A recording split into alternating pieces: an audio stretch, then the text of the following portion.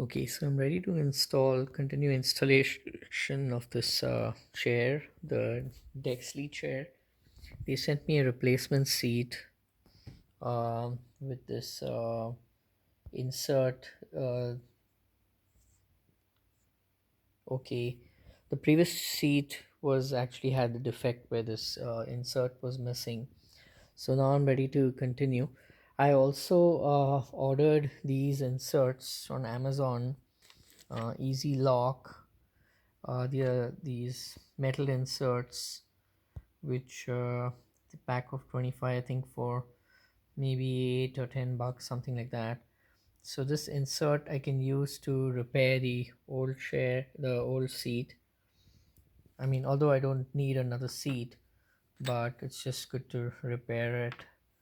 Um, and somebody wants to use it, they can use it.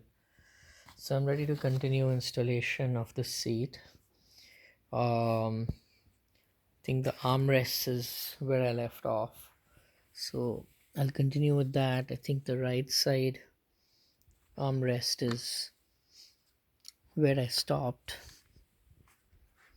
So I'm going to continue with that and install this right side armrest.